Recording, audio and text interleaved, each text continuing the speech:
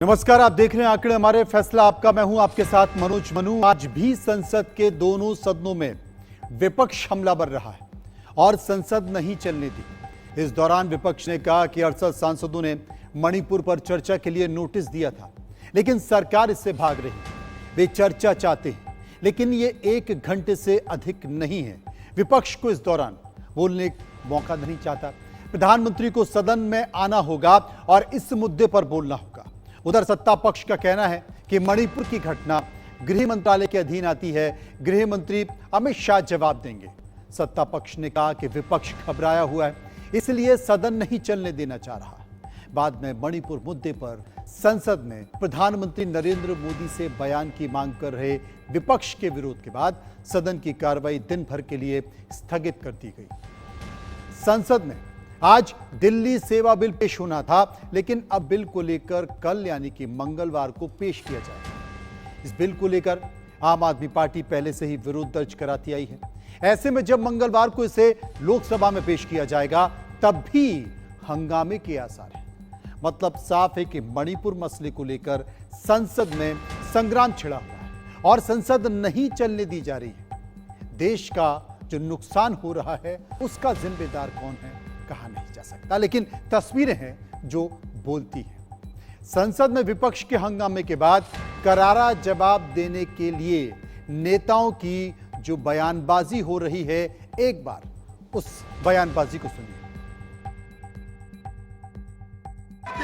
इनकी दाढ़ी में कुछ काला है, कोई ना कोई तकलीफ। जो विपक्ष आज तक मणिपुर के अलावा कुछ और बात करने के लिए तैयार नहीं था, इस डिस्कशन में भाग लेने के लिए तैयार नहीं है। हमें बहुत दुख लगता है कि ऑपोजिशन जो पिछले 8 दिन से लगातार मणिपुर के ऊपर चर्चा चाहती थी, आज मणिपुर के चर्चा जब शुरू हो रही है, भाग रहे हैं। विपक्ष अब तक जो मणिपुर के ऊपर क्रोकोडाइल टीयर्स शेड कर रहे थे, ये अभी स्पष्ट हो गया है। हाँ, क्रोकोडाइल टीयर्स ही थे। वो जेन्युइनली मणिपुर के ऊपर चिंता है तो अभी कोई रुकावट होना नहीं चाहिए, सीधा आकर चर्चा करना चाहिए था। इनकी दाढ़ी में कुछ काला है, कोई ना कोई तकलीफ है जिससे ये भाग रहे हैं। इनको कोई ना कोई तकलीफ है कि मणिपुर की सच्चाई सामने लाने नहीं दे रहे। मुझे लगता है विपक्ष के लोगों ने इंट्रोस्पेक्ट करना चाहिए। विपक्ष के लोगों ने एक बार पुनः विचार करके तय करना चाहिए। इस सदन में मणिपुर की चर्चा हम चाहते हैं, हम आज की आज चाहते हैं। आज की आज चर्चा शुरू की जाए 176 रूल में, और आज की आज दूध का दूध, पानी का पानी हो जाए। मुझे लगता है ये विपक्ष की रणनीति, रोज आपको तकलीफ देना, कोई नाम पढ़ने की जरूरत नहीं है। पूरा सदन इस बात से सहमत है, कार्रवाई शुरू की जाए और आज दोपहर को 2 बजे मणिपुर के ऊपर चर्चा शुरू की जाए।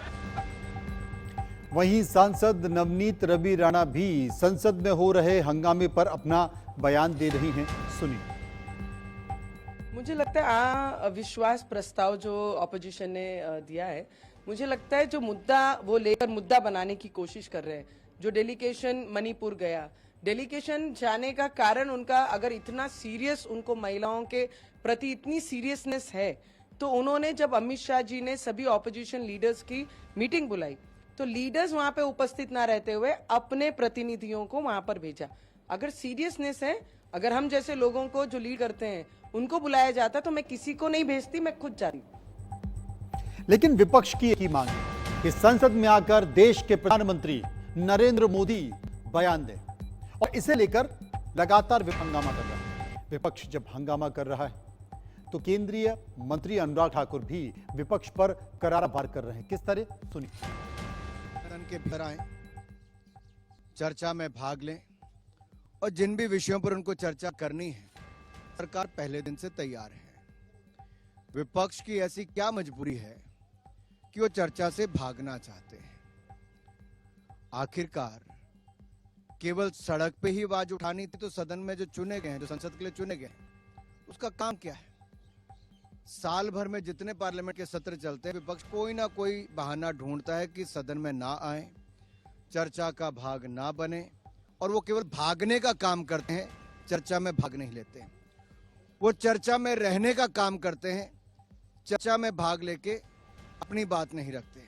ये साफ दिखता है कि चुनावी वर्ष में केवल और केवल राजनीति करने का काम कर रहे हैं, जनता से जुड़े हुए मुद्दों को नहीं उठा रहे और सदन में अंदर आने के बजाय बाहर भागने का काम कर रहे हैं।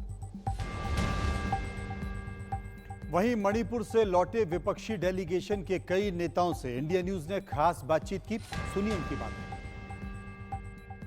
हमारे साथ टीएफसी के वरिष्ठ नेता सुदीप दा हैं। सुदीप दा, आज मणिपुर को लेकर आप लोग बैठक कर रहे हैं, क्या इस पर रणनीति का तो कोई बात नहीं है। मणिपुर का विषय पर हम लोग वितर्क चाहे थे।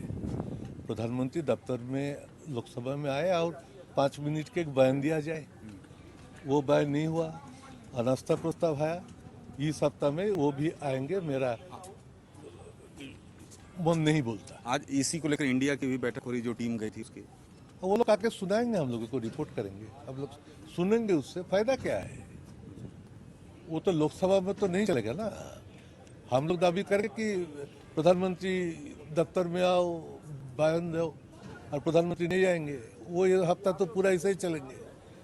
फिर अगले हफ्ता में दिखा जाएगा अनास्था प्रस्ताव क्या होता है। सुदीप दा, जहां तक सरकार शुरू हो जाएगा। Rakesh Kumar Singh, India news Delhi. वहीं लोकसभा में कांग्रेस के नेता अधीर रंजन चौधरी ने क्या कहा, ये भी मणिपुर गए थे। सुनिए। हमारे साथ कांग्रेस के वरिष्ठ नेता अधीर रंजन दा हैं। अधीर दा, जिस तरह से आज जो आप बैठक कर रहे हैं, मणिपुर से लौटे हैं, क्या आज बैठक होने वाली है? मणिपुर के मुद्दा को सामने रखते हुए हमारे बाकी जितने दल मतलब सदस्य हैं वो जानना चाहते हैं कि हम मणिपुर के दौरे के बाद हमारी तरफ से क्या तजुर्बा हम लोग हासिल किए हैं, स्थिति क्या है, ये बयान करना जरूरी है। इसलिए हमें आज मीटिंग आज फ्लोर लीडर को आप सब ब्रीफ करेंगे आप? हम लोग सब ब्रीफ कर, जितने हम सारे सदस्य गए थे, 21 हमारे मेंबर गए थे, सब मिलकर हम लोग यहाँ चर्चा करेंगे। सारे हमारे दूसरे जो जाने नहीं पाए उन लोग को इस जानकारी देंगे। अनुराग ठाकुर का बयान पर क्या कहेंगे? धन्यवाद। Rakesh Kumar Singh, India news Delhi. उद्धव गुट शिवसेना की नेता और राज्यसभा सांसद प्रियंका चतुर्वेदी ने भी अपनी बातें रखी। किस तरीके से, एक बार देखिए। हमारे साथ बातचीत करने के लिए शिवसेना की राज्यसभा सांसद प्रियंका चतुर्वेदी जी हैं। प्रियंका जी, जो डेलीगेशन किया तो ब्रीफ भी किया है, जो अपोजिशन के लीडर्स ने ब्रीफ किया है, उनकी फाइंडिंग्स क्या थी? वो वही फाइंडिंग्स हैं जो हम लोग बार बार प्रधानमंत्री के संज्ञान में लाने की कोशिश कर रहे हैं। उनसे कह रहे हैं कि इसकी जवाबदेही होनी चाहिए। 80-90 दिन हो गए हैं और ये घटनाएं खत्म नहीं हो रही हैं। गृह मंत्री बिल्कुल विफल हुए हैं अपने कार्य निभाने में। वहाँ के मुख्यमंत्री पे कोई अकाउंटेबिलिटी नहीं है। वहाँ की महिलाओं को, वो जो 2 महिलाओं का वीडियो सामने आया था, उनको सुप्रीम कोर्ट के दरवाजे खटखटा पड़ रहे हैं क्योंकि उनकी उम्मीद अपनी सरकार से खत्म हो चुकी है।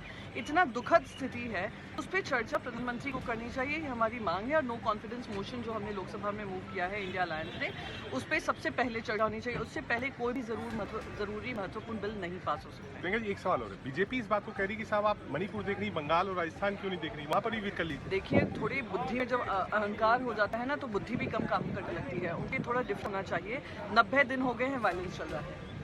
हजारों की तादाद पे लोगों के घर फूके गए हैं। हजारों की संख्या में लोग। ये तो बात साबित हुई कि जो वहाँ का मुख्यमंत्री इनका पार्टीशन एटीट्यूड के कारण शांति स्थापना के लिए सबसे बड़ा ऑब्स्टिकल वही है। वो रिपोर्ट आप लोगों के सामने होगा। उसमें बस यही कहा गया है कि जो स्थितियां हैं वो अच्छी नहीं हैं। अभी तक कोई समाधान नहीं निकला है, दोनों ही प्रताड़ित हैं। बहुत कंट्रोवर्शियल नहीं है रिपोर्ट। उसमें यही हम लोग चाहते हैं कि शांति की बहाली हो, उसके लिए क्या किया जाए। अरे जनता का दुख हर जगह में, अगर हिली एरिया में है और वाली में एक है, सब इंसान का दुख एक है। अरे कपड़ा नहीं है, मतलब खेती नहीं है, घर नहीं है, मकान नहीं है, को कब ये सब मिलेगा उसके बारे में जानकारी नहीं है। उनको मुख्यमंत्री के ऊपर कोई विश्वास नहीं है। तो अगर प्रदेश का मुखिया जो है उस पर ही जनता विश्वास नहीं कर पा रही, तो मुझे नहीं लगता कि वो समाधान कर सकते हैं। पर ये एक राजनीतिक निर्णय है जो मोदी जी और शाह जी उनको हटाना नहीं चाह रहे, पर जनता का स्टेट गवर्नमेंट के ऊपर से पूरा विश्वास हट गया, ये तय है। वहीं मणिपुर से दिल्ली लौटने पर दिए गए विपक्षी सांसदों के बयान पर बीजेपी प्रवक्ता संबित पात्रा ने भी पलटवार किया है। किस तरीके से, वो देखिए। से आने के बाद जिस प्रकार का बयान उनका आया है, चिंताजनक है, दुखद है। राजनीति नहीं करना चाहिए। जहां भी संवेदनशीलता होती है वहां सेंसिबिलिटी के साथ काम लेना चाहिए, वहां सनसनी नहीं होनी चाहिए, सेंसेशनलाइजेशन नहीं होना चाहिए। आप शुरू से ऑपोजिशन के रवैया को देखिए। पार्लियामेंट में गृह मंत्री जी कहते हैं खुली चर्चा के लिए, बहस के लिए हम तैयार हैं, आप आइए, बहस में जो सवाल पूछना चाहते हैं, चर्चा में जो सवाल पूछना चाहते हैं, आप सवाल पूछिए, हम जवाब देंगे, चर्चा से भाग रहे। और मैं आपको लिख के दे रहा हूं, आप देखिएगा कल से फिर राजनीति शुरू हो जाएगी। संसद को किस प्रकार ठप करना है, पार्लियामेंट को किस प्रकार से बंद करना है, यही उनकी रणनीति रहेगी। सॉल्यूशन किस प्रकार से सॉल्व करना है, ये उनकी रणनीति नहीं रहेगी। सुलझाना ये कभी रणनीति नहीं रहती है, उलझाना यही उनकी रणनीति रहती है। यह चिंता का विषय और दुख का विषय है। लेकिन कश्मकश के बीच संसद में जहां हंगामा होता रहा, वहीं कुछ विधेयकों सरकार पास कराने में सफल रही है। सोमवार को चलचित्र संशोधन विधेयक 2023 यानी कि जो बिल है वो सिनेमेटोग्राफी को लेकर है, अमेंडमेंट बिल था, 2023 को पारित कर दिया गया है। राज्यसभा ने पहले ही विधेयक को मंजूरी दे दी थी। लोकसभा में सोमवार को इसे चर्चा के बाद ध्वनि मत से पारित कर दिया गया। विधेयक के जरिए चलचित्र अधिनियम 1952 में संशोधन किया जाएगा। विधेयक की खास बातें क्या हैं, एक बार मैं आपको बता देता हूं। पहली बात, फिल्मों की अनाधिकृत रिकॉर्डिंग करने के खिलाफ ये नियम है। दूसरा, प्रदर्शन और पायरेसी के लिए तमाम सारे प्रावधान बनेंगे, जो नए प्रावधान होंगे। तीसरा है, पायरेसी के विरुद्ध विधेयक में 3 लाख रुपए का जुर्माना भी है। और चौथा, अधिकतम 3 साल की सजा का प्रावधान भी इसमें रखा गया है। पांचवा है कि अब UA7+, UA13+ और UA16+ प्रमाण पत्र लेने होंगे। छठवां है, सेंसर बोर्ड से प्रमाण पत्र देने की प्रक्रिया और ज्यादा सरल होगी। और सातवां, अब प्रमाण पत्र की अवधि हमेशा के लिए होगी, आपको बार बार इसे नहीं लेना पड़ेगा। वहीं मणिपुर से लौटने वाले नेताओं के अपने अपने बयान हैं। तो सत्ता पक्ष साफ आरोप लगा रही है कि विपक्ष चर्चा नहीं बल्कि हंगामा चाहता है। मणिपुर मामले को लेकर सदन के दोनों सदनों में हंगामा बरपा। कई विधेयकों को लेकर सदन के पटल पर रखा जाना है, लेकिन विपक्ष अपनी मांग पर अड़ा हुआ है। सरकार वैसे नियम के तहत चर्चा को तैयार है, लेकिन हंगामे की वजह से संसद की कार्रवाई में काम का भारी नुकसान हो रहा है। और जो नुकसान हो रहा है उस पर दोनों दलों की स्थिति आप क्या है साफ तौर पर देख सकते हैं। तो संसद की कार्रवाई ठप है, बड़ा नुकसान है। हंगामा और अवरोध से आर्थिक नुकसान हो रहा है, जैसा कि मैं आपको बता रहा हूं। अब नुकसान कितना होता है? 1 घंटे कार्रवाई में 1.5 करोड़ रुपए खर्च होते हैं। पिछले मानसून सत्र में मात्र 27 घंटे काम हुआ था, माफ कीजिए, 120 घंटे में मात्र 27 घंटे काम हुआ। और पिछले मानसून सत्र में करीब 140 करोड़ रुपए का नुकसान।